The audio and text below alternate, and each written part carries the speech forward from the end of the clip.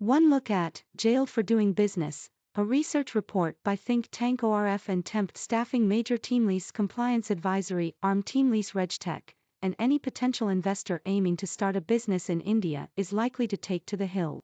The report identifies a staggering 26,134 imprisonment clauses in the thousands of laws which govern business in this country. According to the report, of the 1,536 laws that govern doing business in India, more than half carry imprisonment clauses. Of the 69,233 compliances that businesses have to follow, 37.8% carry imprisonment clauses. More than half the clauses requiring imprisonment carry a sentence of at least 1 year. That's not all. In many cases, simply failing to comply with India's legendary bureaucratic requirements is enough to get you thrown in jail. The report found that of the 26,000-odd clauses mandating imprisonment, many were for simple process violations, such as failing to either properly fill out a compliance report or file it on time.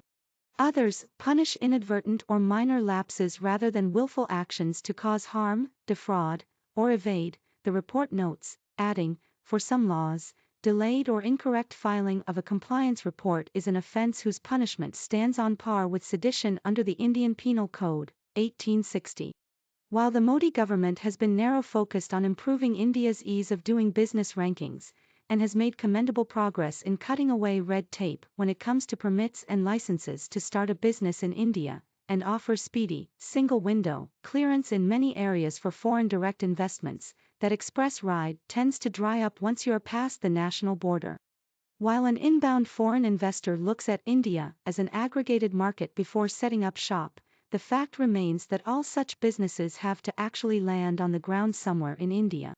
And that immediately subjects them to the tender mercies of state laws and regulators. While it is a fact that competitive federalism has induced some healthy competition among states when it comes to attracting investments, which is also reflected in the Niti Aayog's state-wise ease of doing business rankings, that again trickles down very slowly to the field formations actually tasked with ensuring compliance. And of course, these officials have a plethora of rules and requirements to fall back upon. As per the ORF Teamlease report, 5 states, all of which are top rankers in state GDP numbers, and 4 of which account for a bulk of India's organised sector businesses and significant chunk of manufacturing and services output, each have more than 1,000 imprisonment clauses in their business laws: Gujarat, Punjab, Maharashtra, Karnataka, and Tamil Nadu. The report goes on to argue that the criminalisation of business laws violates Indian business traditions. From the Mahabharata to the Arthashastra, criminality was never a part of punitive action against businesses in ancient India, only financial penalties were. Calling for restoring dignity to entrepreneurship in India, the authors call for a drastic overhaul of the way policies are designed, drafted, and implemented, and makes the case for ending the criminalisation of all compliance procedures, which, on the surface, is a perfectly reasonable act. In fact, most of the regulatory and compliance requirements date back to colonial days and, in the case of labor in particular, largely irrelevant to the modern business environment.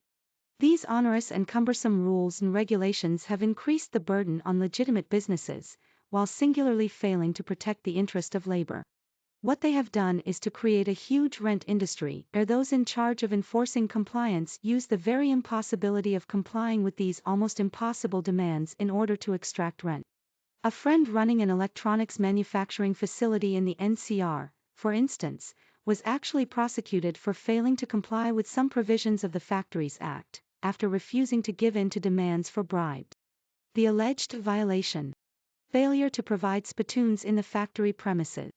Pleased that the factory was actually a clean manufacturing setup with strict controls on cleanliness fell on deaf ears.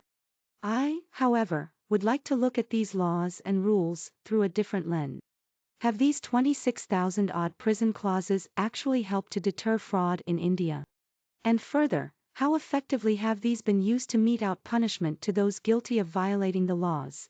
In other words, how effective is the fear of prison as a deterrent to rule-breaking? A cursory glance at the headlines gives you the answer.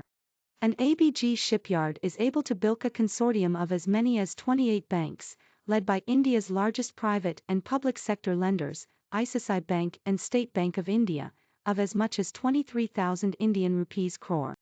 What's more, despite having turned NPA as far back as 2013, it took more than 7 years for a fraud case to be registered.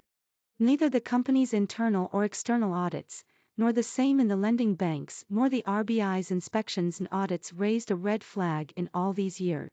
In other words, the system is broken. From Malia to Mehul Choksi, high-profile offenders have simply cocked a snook at these rules and regulations without repercussion. Clearly, fear of prison was no deterrent. In fact, according to RBI data, 2020 to 21 saw 7,363 cases of financial fraud reported, involving a sum of Indian rupee 138 for 22 crore. And how many are in prison? I couldn't find current statistics, but according to the India Prison Statistics Database, in 2016, of the nearly 500,000 prisoners in the Indian jail system, a mere 399 had been convicted for financial offences. Given the high-profile failure of enforcement agencies and regulators to bring offenders to book, I doubt whether this ratio has changed much. Though, while we do certainly need a drastic overhaul of our rules and regulations, and decriminalization of compliance failures or errors, we also need to ensure that genuine fraud is treated harshly and deterrent punishment is meted out quickly. Otherwise, genuine businessmen will be given the runaround, while fraudsters will be laughing all the way to their privacy-protected banks in tax haven. The writer is a senior journalist.